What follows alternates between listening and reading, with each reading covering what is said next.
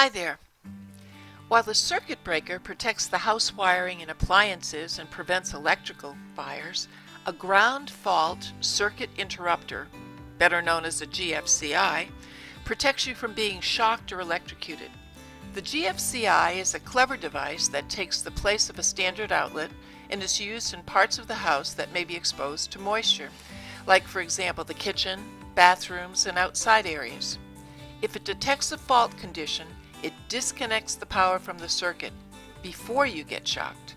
In this video, David, who is a licensed master electrician, shows how to replace a GFCI. Hi there, this is David and Marcy Lynn, the Just a Little Further crew, and we're here with another how-to video. Hope you enjoy it. This GFCI is not functioning. A home inspector discovered it when the buyers had their new condo inspected. The cause might be that the GFCI is not working properly or that it was miswired. Let's have a look. Before we start though, first locate and turn off the breaker. Then I'll remove the old, non-functioning GFCI.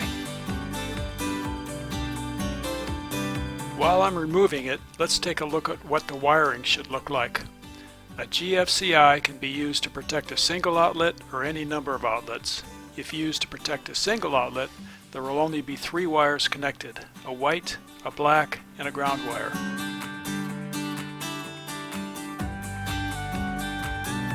It can also be wired to protect other outlets that are downstream of the GFCI. In this case, there would be 5 wires connected to the GFCI. The wires that come from the circuit breaker are connected to the line connections, and the outlets to be protected are wired to the load connections.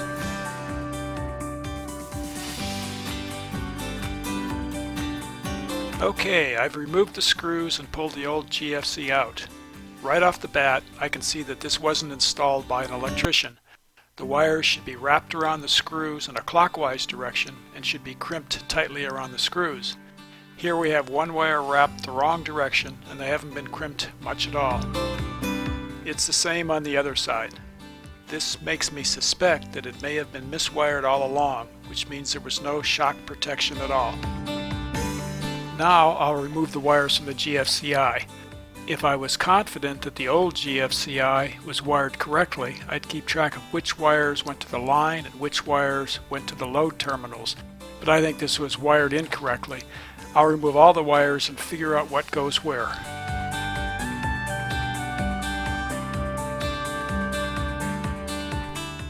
I have 2 pairs of wires plus a ground. I know that the wires that get connected to the line terminals originate at the breaker. So if I turn the breaker back on temporarily and measure the voltage on the 2 pairs of wires, one pair should read 120 volts and the other should measure 0 volts. The top pair reads approximately 120 volts, so they must come from the breaker and should be connected to the line terminals. The lower pair reads 0 volts, so they should be connected to the load terminals. Many of the newer GFCI outlets use a compression type terminal. I'll show how the wire gets inserted and tightened down using one of these terminals in a minute, but first I need to prep the wires. I'll cut each off, leaving slightly more than a ½ inch of copper showing.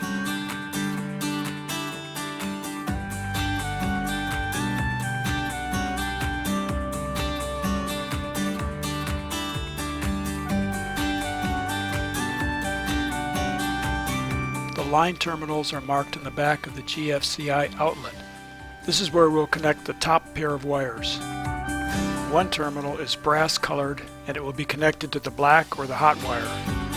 The other terminal is silver colored and is where we will connect the white or neutral wire.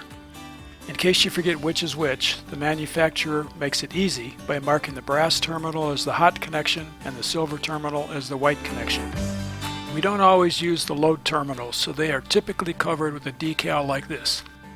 Since we'll be using the load connections, we'll remove the decal and loosen the terminal screws.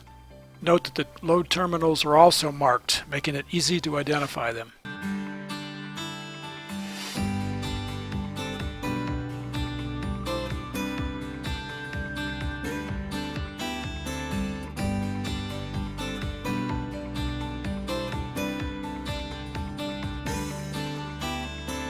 To make the connection, insert the wire under the compression plate and tighten the screw down. Make sure it's good and tight.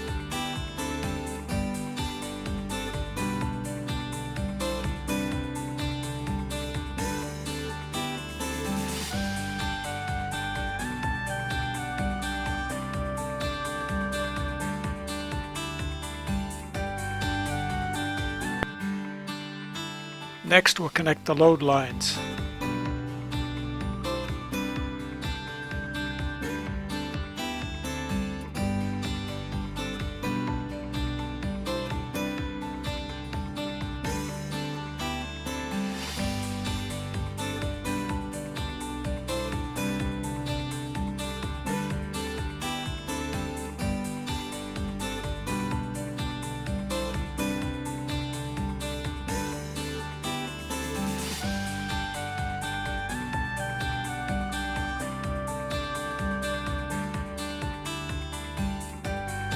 Finally, the copper wire goes underneath the green terminal screw.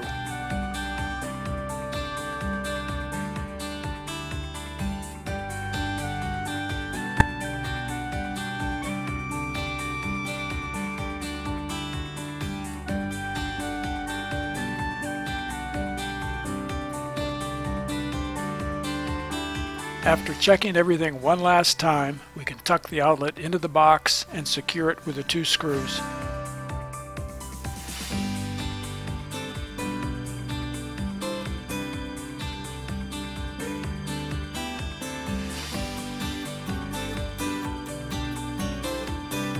Then install the outlet cover.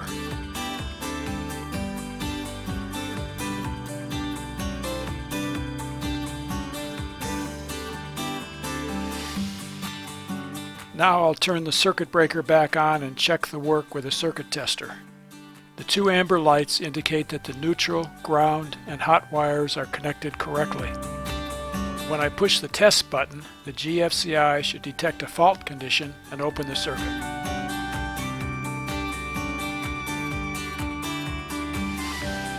Finally, I'll check the load outlet.